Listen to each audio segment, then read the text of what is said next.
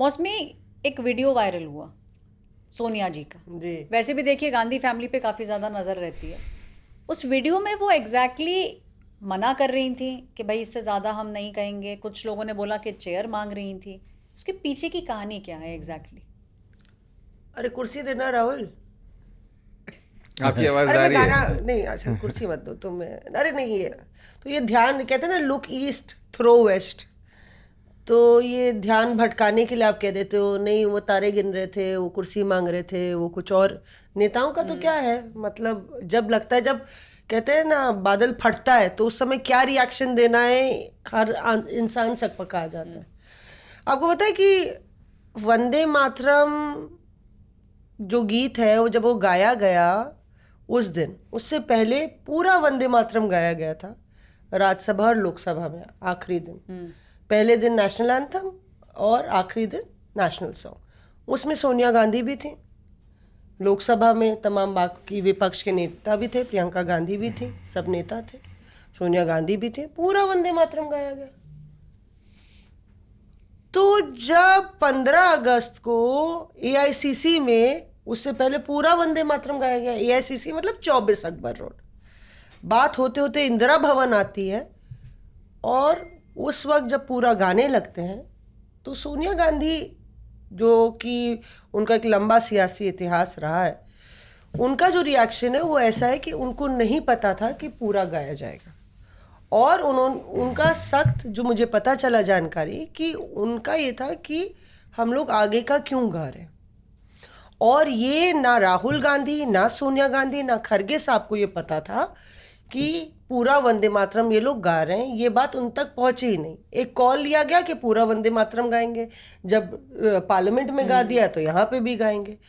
ये जो पूरा, अब देखिए ना, पूरा नेशनल नैरेटिव बन गया, political narrative. BJP versus Congress, राष्ट्रवाद का मुद्दा फोर फ्रंट पे आ गया है, जो बीजेपी की पिच है।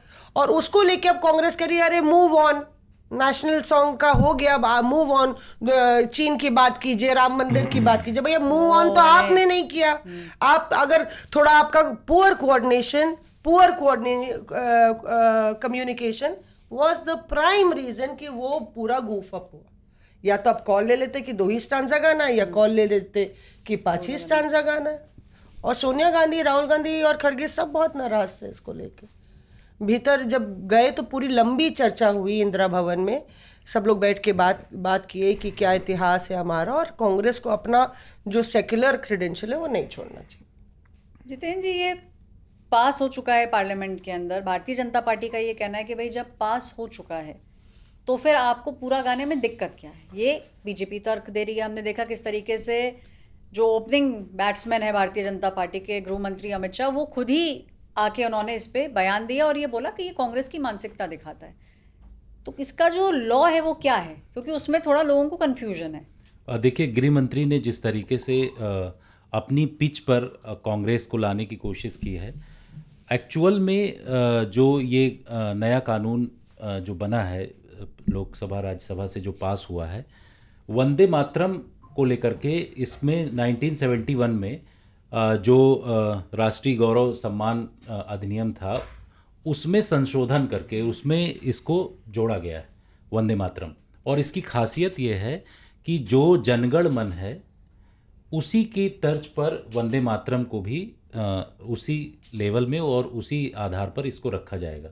अगर इसका कोई सम्मान नहीं करता है, कई तरीके हैं उसमें कि अगर प्रोग्राम चल रहा है उसमें उसको रोक दिया गया, या कुछ हाथ उठा दिया गया, या कुछ भी पब्लिक को गैदर करके और उसमें ये जब वंदे मातरम चल रहा है तो उसको रोका गया, तो उसमें क्लॉज 3 जो है वो ये बताता है कि इसमें जो भी व्यक्ति इस तरीके का इसका असम्मान करता है उसके खिलाफ एक्शन हो सकता है। किस तरीके का एक्शन हो सकता है कि 3 साल की सज़ा हो सकती है उसके खिलाफ। इसके साथ साथ अगर वो बार बार अपमान करता है तो उसकी सज़ा जो है 1 साल तक के लिए वो हो सकती है।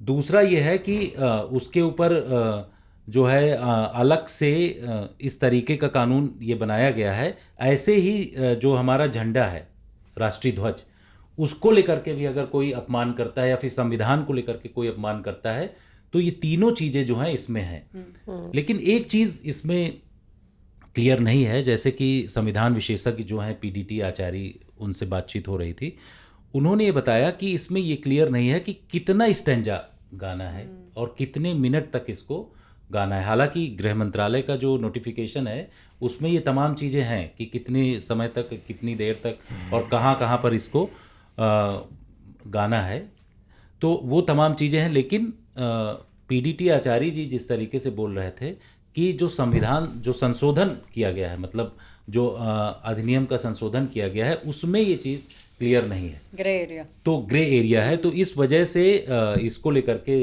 देखना होगा। और फिर बाद में ये भी चर्चा हो रही थी कि हो सकता है जब ये मामला कोर्ट में जाए, तो जब भी इस तरीके के संशोधन होते हैं तो कोर्ट जो है उसको अपने हिसाब से देखता है और अगर ज़रूरत होती है तो उसमें वो तमाम चीज़ें जोड़ी जा सकती हैं।